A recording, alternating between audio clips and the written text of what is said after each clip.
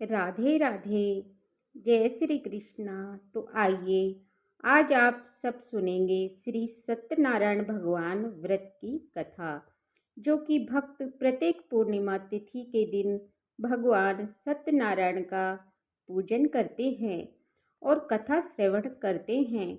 इससे भगवान सत्यनारायण अति प्रसन्न होते हैं। कली काल में भगवान सत्यनारायण का पूजन, जो कि बड़ा ही पुण्य फलदायी माना गया है, ये सभी प्रकार के पाप और ताप को नष्ट करने वाला है तथा इस दिन व्रत को धारण करके भगवान का पूजन करके कथा सुनते हैं। इससे भगवान सत्यनारायण अपने भक्तों के सभी प्रकार के दुख और कष्टों को दूर कर देते हैं तथा सुख और समृद्धि का आशीर्वाद प्रदान करते हैं और अंत में भगवान के धाम की प्राप्ति होती है। तो आइए सुनते हैं श्री सत्यनारायण व्रत की कथा। तो सत्यनारायण भगवान की जय हो, भगवान विष्णु की जय हो, माता लक्ष्मी की जय हो। श्री सत्यनारायण व्रत कथा का पहला अध्याय। एक समय की बात है कि एक बार नैमिषारण्य में शौनक आदि 88,000 ऋषियों ने श्री सूत जी से पूछा कि हे प्रभु, इस कलयुग में वेद विद्या रहित मनुष्यों को भक्ति किस प्रकार से मिल सकती है तथा उनका उद्धार कैसे होगा। हे मुनि श्रेष्ठ, कोई ऐसा तप बतलाइए जिससे थोड़े समय में ही पुण्य मिल पाए और मनोवांछित फल भी मिल जाए। इस प्रकार की कथा सुनने की हम ऐसी इच्छा रखते हैं। सर्वशास्त्रों के ज्ञाता श्री सूत जी बोले, हे वैष्णवों, मैं पूज्य आप सभी से प्राणियों के हित की बात पूछी है, इसलिए मैं एक ऐसे श्रेष्ठ व्रत को आप लोगों को बतलाऊंगा जिसे नारद जी ने लक्ष्मी नारायण जी से पूछा था और लक्ष्मीपति ने मुनि श्रेष्ठ नारद जी से कहा था। आप सब इससे ध्यान से सुनिएगा। एक समय की बात है कि योगी नारद जी दूसरे के हित की अपेक्षा के लिए अनेकों लोकों में घूमते हुए मृत्यु लोक में आ पहुँचे। वहाँ उन्होंने अनेक योनियों में जन्म प्राय सभी मनुष्यों को अपने कर्मों द्वारा अनेकों दुखों से पीड़ित देखा। उनका दुख देखकर नारद जी सोचने लगे कि ऐसा यत्न किया जाए जिसके करने से निश्चित रूप से मानव के दुखों का अंत हो जाए। इस विचार पर मनन करते हुए वह विष्णु लोक में गए। वह वहाँ देवों के इष्ट नारायण की स्तुति करने लगे, जिनके हाथों में शंख चक्र गदा और पद्म थे, गले में वरमाला पहने हुए थे। उनकी स्तुति करते हुए नारद जी बोले कि हे भगवान, आप अत्यंत शक्ति से संपन्न हैं तथा वाणी भी आपको नहीं पा सकती। आपका आदि मध्य तथा अंत नहीं है। निर्गुण स्वरूप सृष्टि के कारण भक्तों के दुखों को दूर करने वाले हैं। आपको नमस्कार है। नारद जी की स्तुति सुनकर विष्णु भगवान बोले कि हे मुनि श्रेष्ठ, आपके मन में क्या बात है? आप किस काम के लिए पधारे हैं, उसे निसंकोच होकर कहिए। इस पर नारद मुनि जी की मृत्यु लोक में अनेक योनियों में जन्म मनुष्य अपने कर्मों के द्वारा अनेक दुख से दुखी हो रहे हैं। हे नाथ, आप मुझ पर दया रखते हैं तो बतलाइए कि वो मनुष्य थोड़े प्रयास से ही अपने दुखों से कैसे छुटकारा पा सकते हैं। भगवान श्री हरि बोले कि हे नारद, मनुष्यों की भलाई के लिए तुमने बहुत ही अच्छी बात पूछी है, जिसके करने से मनुष्य मोह से छूट जाता है। वह बात मैं आपसे कहता हूँ, उसे सुनो। स्वर्गलोक वह मृत्युलोक में, दोनों में एक दुर्लभ उत्तम व्रत है जो पुण्य देने वाला। आज प्रेमवश होकर मैं तुमसे आपसे कहता हूँ, श्री सत्यनारायण भगवान का यह व्रत विधि विधान करके मनुष्य तुरंत ही सुख भोग कर मरने पर मोक्ष को प्राप्त होता है। श्री हरि के वचन को सुनकर नारद जी बोले, उस व्रत का फल क्या है और इसका क्या विधान है? यह व्रत पहले किसने किया था?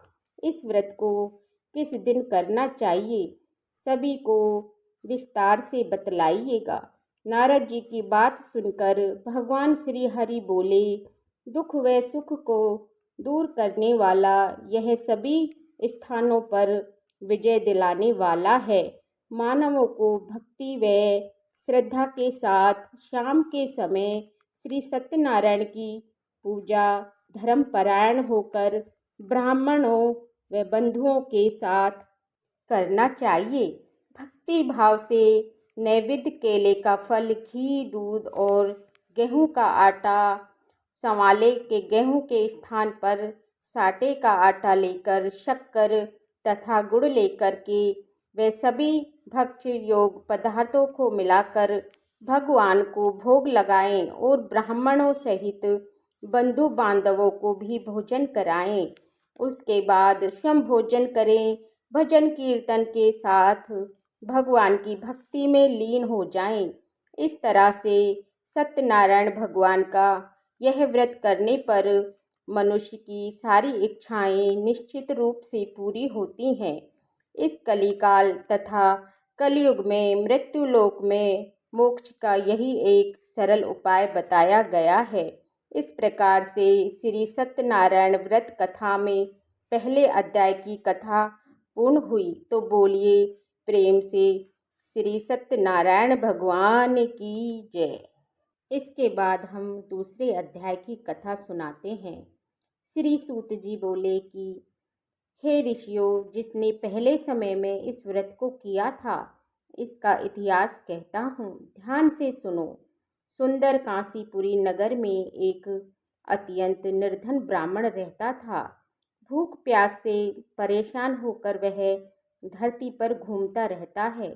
ब्राह्मणों से प्रेम करने वाले भगवान ने एक दिन ब्राह्मण का वेश धारण कर उसके पास जाकर के पूछा, हे वैष्णव, नित्य दुखी होकर तुम पृथ्वी पर क्यों घूमते हो? दीन ब्राह्मण बोला, मैं निर्धन हूँ, मैं भिक्षा के लिए धरती पर घूमता हूँ। हे भगवान, यदि आप इसका कोई उपाय जानते हो तो बतलाइएगा। वृद्ध ब्राह्मण कहते हैं कि सत्यनारायण भगवान का व्रत करने से मनोवांछित फल देने वाले हैं, इसलिए तुम इनका पूजन करो। इससे के करने से मनुष्य को सभी दुखों से दूर हो जाता है। वृद्ध ब्राह्मण बनकर आए सत्यनारायण भगवान व्रत का सारा विधि विधान बता करके अंतर्ध्यान हो गए। ब्राह्मण मन ही मन सोचने लगा कि जिस व्रत को ब्राह्मण करने को कह के गए हैं, मैं उसे जरूर करूँगा। यह निश्चय करने के बाद उसे रात में नींद नहीं आई। वह सुबह उठकर सत्यनारायण भगवान का व्रत करने का निश्चय कर भिक्षा मांगने के लिए चला गया। उस दिन ब्राह्मण को भिक्षा में बहुत सा धन प्राप्त हुआ, जिससे उसने बंधु बांधवों के साथ लेकर के श्री सत्यनारायण भगवान का व्रत संपन्न किया। भगवान सत्यनारायण का व्रत संपन्न करने के बाद वह निर्धन ब्राह्मण सभी दुखों से छूट गया और अनेक प्रकार की संपत्तियों से युक्त हो गया। उसी समय से वह ब्राह्मण हर माह यह व्रत को करने लगा। इस तरह से श्री सत्यनारायण भगवान के व्रत को जो मनुष्य करेगा, वह सभी प्रकार के पापों से छूटकर मोक्ष को प्राप्त होगा। जो मनुष्य इस व्रत को करेगा, वह सभी दुखों से मुक्त हो जाएगा। श्री सूत जी बोले, इस तरह से नारद जी से नारायण जी की कहा हुआ श्री सत्यनारायण व्रत को मैंने तुमसे कहा है। हे विप्रो, मैं अब और क्या कहूँ।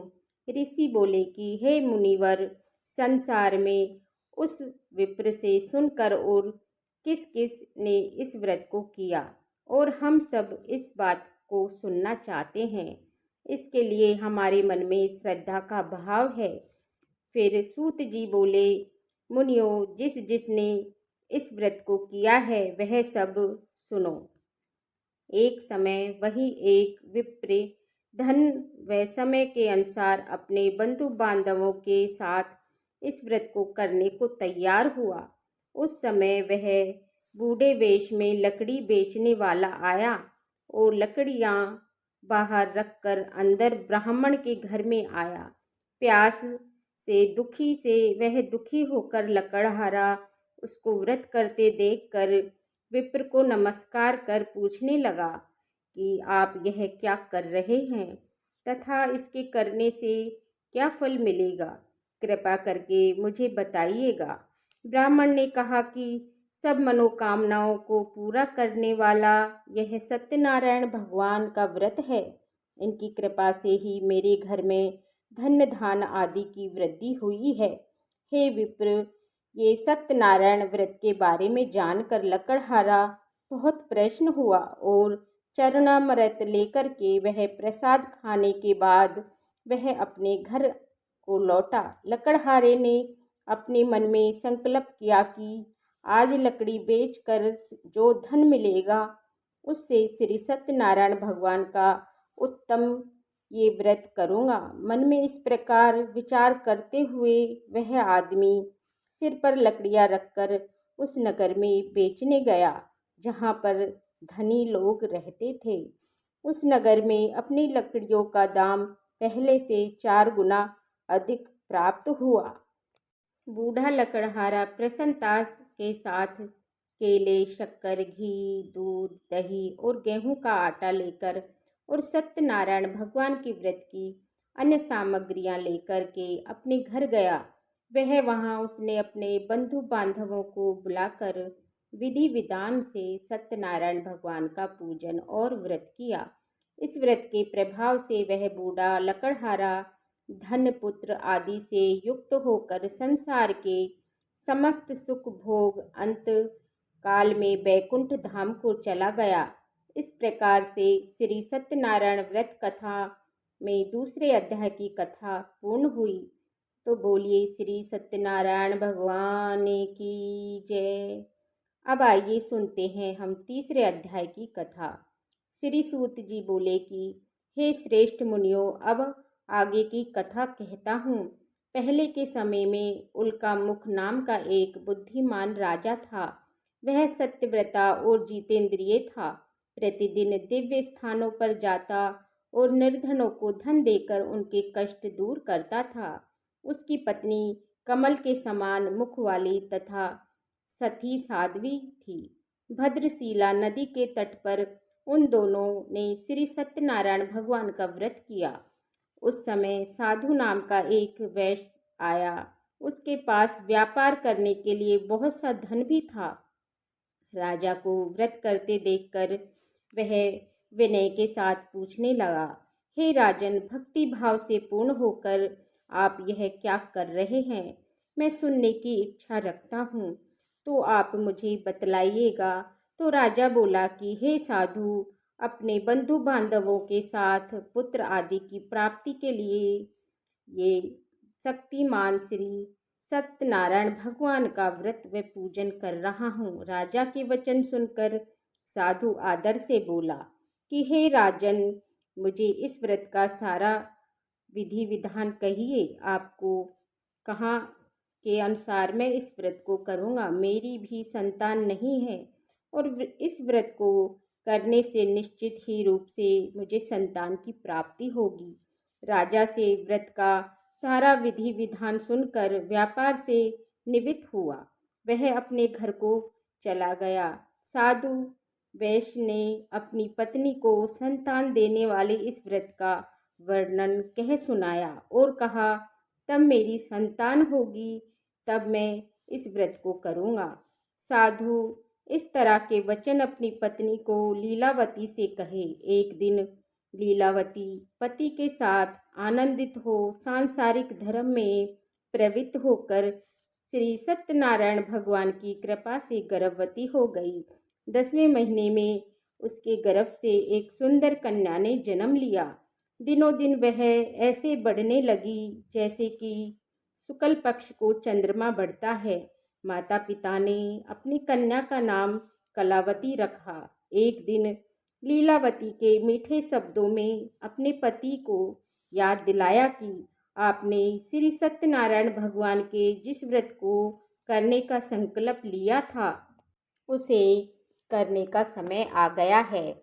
आप इस व्रत को करिए। साधु बोलता है कि हे प्रिय, इस व्रत को मैं उसके विवाह पर करूँगा। इस प्रकार अपनी पत्नी को आश्वासन देकर वह नगर को चला गया। कलावती पिता के घर में वृद्धि को प्राप्त हुई और दिनों दिन बढ़ने लगी। साधु ने नगर में एक बार अपनी कन्या को सखियों के साथ देखा तो तुरंत ही दूत को बुलाया और कहा कि मेरी कन्या योग वर देख करके आओ। साधु की बात सुनकर दूत कंचन नगर में पहुंचा और वहां देखभाल कर लड़कियों के सुयोग और वर्णित पुत्र को ले आया।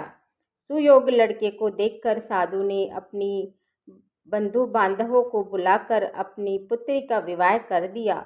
लेकिन दुर्भाग्य की बात यह थी कि उसने अभी भी सत्यनारायण भगवान का व्रत नहीं किया। इस प्रकार श्री सत्यनारायण भगवान क्रोधित हो गए और श्राप दे दिया कि साधु को अत्यधिक दुख की प्राप्ति हो। अपने कार्य में कुशल साधु बनिया अपने जमाई को लेकर के समुद्र के पास स्थित होकर रत्नासारपुर नगर में गया। वहां जाकर दामाद ससुर दोनों मिलकर चंद्रकेतु राजा के नगर में राजा में व्यापार करने लगे। एक दिन भगवान सत्यनारायण की कृपा से राजा का धन चोर चुरा कर भाग रहा था। उसने राजा के सिपाहियों को अपना पीछा करता देख अपना चुराया हुआ धन वहां रख दिया जहां पर साधु अपने जमाई के साथ ठहरा हुआ था। राजा के सिपाहियों ने साधु वैसे के पास राजा का धन पड़ा देखा तो वह ससुर जमाई दोनों को बांधकर प्रसन्नता के साथ राजा के पास ले गया और कहा कि उन दोनों चोरों को हम पकड़कर ले गए आए हैं, आप आगे की कार्रवाई कीजिएगा। राजा की आज्ञा से उन दोनों को कठोर कारावास में डाल दिया गया और उसका सारा धन भी उससे छीन लिया गया। श्री सत्यनारायण भगवान के श्राप से साधु की पत्नी भी बहुत दुखी हुई। घर में जो धन रखा था उसे भी चोर चुरा कर ले गए।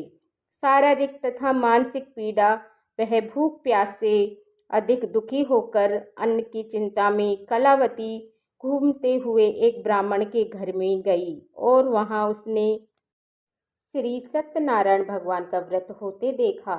फिर कथा भी सुनी। वह प्रसाद ग्रहण कर रात को घर वापस आई। माता ने कलावती से पूछा कि हे पुत्री, अब तक तुम कहाँ थी? तेरे मन में क्या है? कलावती ने माता से कहा, हे माता, मैंने एक ब्राह्मण के घर श्री सत्यनारायण भगवान का एक व्रत देखा है। कन्या के वचन सुनकर लीलावती भगवान के व्रत के लिए तैयार होने लगी। लीलावती ने बंधु बांधवों सहित श्री सत्यनारायण भगवान का पूजन और व्रत किया और उनसे वर मांगा, मेरे पति और जमाई सीधे घर आ जाएं। साथ ही यह भी प्रार्थना की कि हम सबका अपराध क्षमा करें। श्री सत्यनारायण भगवान का इस व्रत से संतुष्ट हो गए और राजा चंद्रकेतु को सपने में दर्शन देकर कहा कि हे राजन, तुम उन दोनों वैश्यों को छोड़ दो और तुमने उनका जो धन लिया है उसे वापस कर दो। अगर ऐसा नहीं किया तो मैं तुम्हारा धन, राज्य, संतान सभी को नष्ट कर दूंगा। राजा को यह सब कहकर वह अंतर्ध्यान हो गए। प्रातःकाल सुबह राजा ने अपना सपना सुनाया। फिर बोले, अपने वर्णित पुत्रों को कैद से मुक्त कर दो और सभा में ले आओ। दोनों ने आते ही राजा को प्रणाम किया। राजा मीठी वाणी में बोले कि हे महान भावों, भाग्यवश ऐसा कठिन दुख प्राप्त हुआ है, लेकिन अब तुम्हें भय नहीं है। ऐसा कहकर राजा ने उन दोनों को नए वस्त्र आभूषण भी पहनाए और जितना धन लिया था उसका दुगना धन वापस कर दिया।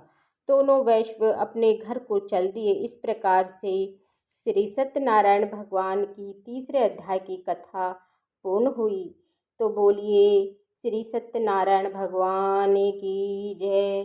तो बोलिए श्री विष्णु भगवान की जय। अब सुनते हैं हम चौथे अध्याय की कथा।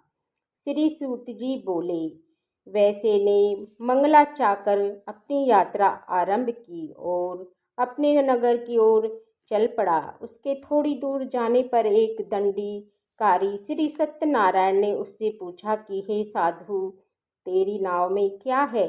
वे मानी वर्णित हंसते हुए बोला कि हे दंडी, आप क्या पूछते हो? क्या धन लेने की इच्छा है? मेरी नाव में तो केवल बेल व पत्ते भरे हैं। वैसे के कठोर वचन को सुनकर भगवान बोले कि तुम्हारा वचन सत्य हो। दंडी ने ऐसे वचन सुनकर वहां से दूर चले गए। कुछ दूर जाकर समुद्र के किनारे बैठ गया। दंडी के जाने के बाद साधु वैसे ने नित्य क्रिया के पश्चात नाव को ऊंची उड़ते हुए देखकर अचंभा माना और नाव में बेल पत्ते आदि देखकर वह मूर्छित होकर जमीन पर गिर पड़ा। मूर्छा खुलने पर वह अत्यंत शोक में डूब गया। तब उसका दामाद बोला कि हे, आप शोक ना मनाइए, यह दंडी का श्राप है, इसलिए हमें उनकी शरण में जाना चाहिए, तभी हमारी मनोकामनाएं पूरी होंगी। दामाद की बात को सुनकर वह दंडी के पास पहुंचा और अत्यंत भक्ति भाव से नमस्कार करके बोला कि मैंने आपसे जो जो असत्य वचन कहे थे उसके लिए मुझे क्षमा कीजिएगा। ऐसा कहकर महान शोका दुखों से वह रोने लगा। तब दंडी भगवान बोले, हे वर्णित पुत्र, मेरी आज्ञा से बार बार तुम्हें दुख प्राप्त हुआ है, तो मेरी पूजा से विमुख हुआ है। साधु बोला कि हे भगवान, आपकी माया से ब्रह्मा आदि भगवान भी आपके रूप को नहीं जानते, तब मैं कैसे जान सकता हूँ? आप प्रसन्न हो जाइए, मेरी सामर्थ्य के अनुसार आपकी पूजा करूँगा, मेरी रक्षा करो और पहले के समान नौका में धन भर दो। साधु वैसे को भक्तिपूर्वक वचन को सुनकर भगवान प्रसन्न हो गए और उसकी इच्छा अनुसार वरदान देकर अंतर्ध्यान हो गए। ससुर जवाई जब नाव पर आए तो नाव धन से भरी हुई थी। फिर वहीं अपने साथियों के साथ श्री सत्यनारायण भगवान का पूजन कर अपने नगर को चल दिया। जब नगर के नज़दीक पहुँचे तो दूत को घर पर खबर करने के लिए भेज दिया। दूत साधु की पत्नी को प्रणाम कर कहता है कि मालिक अपने दामाद सहित नगर के निकट आ गए हैं। साधु की पत्नी लीलावती ने बड़े हर्ष के साथ सत्यनारायण भगवान का पूजन कर अपनी पुत्री कलावती से कहा कि मैंने अपने पति के दर्शन को जाती हूँ, तू कार्य पूर्ण कर शीघ्र आ जाना। माता के ऐसे वचन सुनकर कलावती जल्दी में प्रसाद छोड़कर अपने पति के पास चली गई। प्रसाद की अवज्ञा के कारण श्री सत्यनारायण भगवान रुष्ट हो गए और नाव सहित उसके पति को पानी में डुबो दिया। कलावती अपने पति को वहां ना पाकर रोती हुई जमीन पर नौका को डूबा हुआ देखकर वह कन्या को रोता देख साधु दुखी होकर बोला कि हे प्रभु, मुझसे तथा मेरे परिवार से जो भी भूल हुई है उसके लिए क्षमा मांगता हूँ। साधु के दीन वचन को सुनकर श्री सत्यनारायण भगवान प्रसन्न हुए और आकाशवाणी हुई कि हे साधु, तेरी कन्या मेरे प्रसाद को छोड़कर आई है, इसलिए उसका पति अदृश्य हो गया है। यदि वह घर जाकर प्रसाद खाकर लौटती है तो उसे उसका पति अवश्य प्राप्त होगा। ऐसी आकाशवाणी को सुनकर कलावती घर पहुंची और प्रसाद खाकर फिर पहुंची तो पति के दर्शन करती है। उसके बाद साधु अपने बंधु बांधवों सहित श्री सत्यनारायण भगवान का विधि पूर्वक पूजन करता है। इस लोक का सुख भोग वह अंत में स्वर्ग को प्राप्त होता है।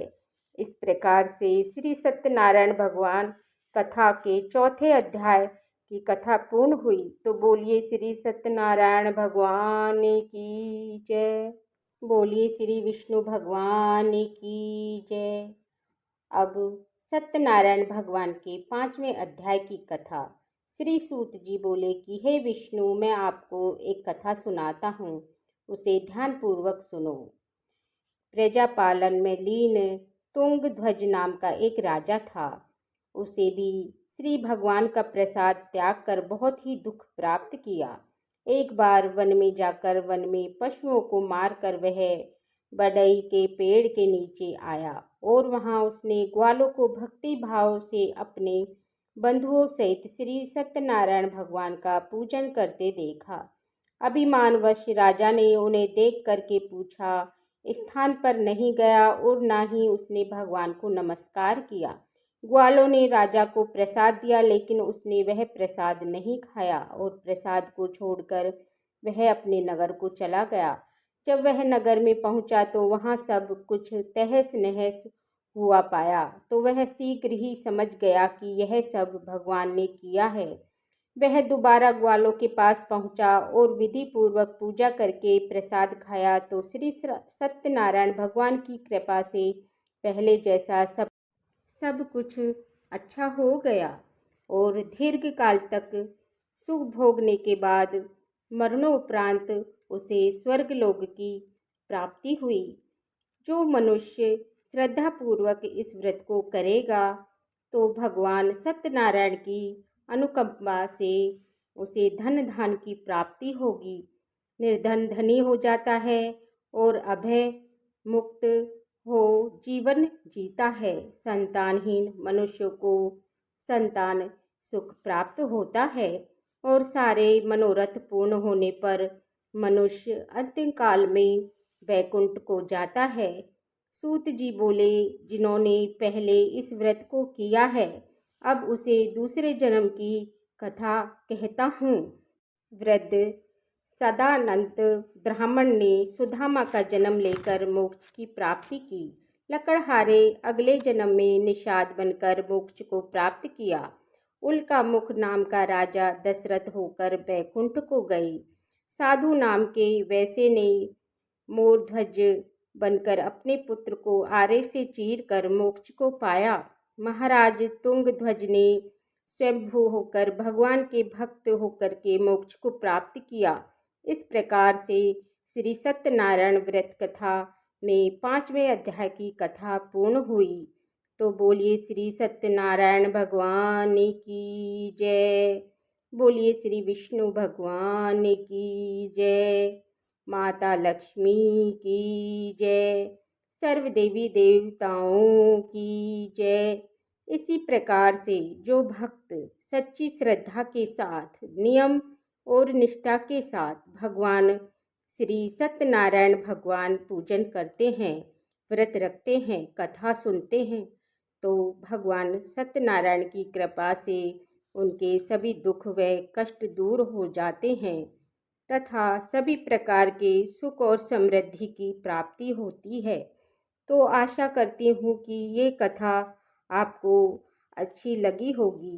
इस प्रकार की कथा सुनने की जानकारी के लिए, व्रत पूजा के बारे में जानने के लिए, कथा को सुनने के लिए चैनल पर अगर आप पहली बार आए हैं तो चैनल को लाइक कीजिएगा और सब्सक्राइब करें। साथ में ही बेल आइकन बटन को प्रेस करें ताकि आने वाली वीडियो का नोटिफिकेशन आपको समय से मिल जाए। बोलिए श्री विष्णु भगवान की जय।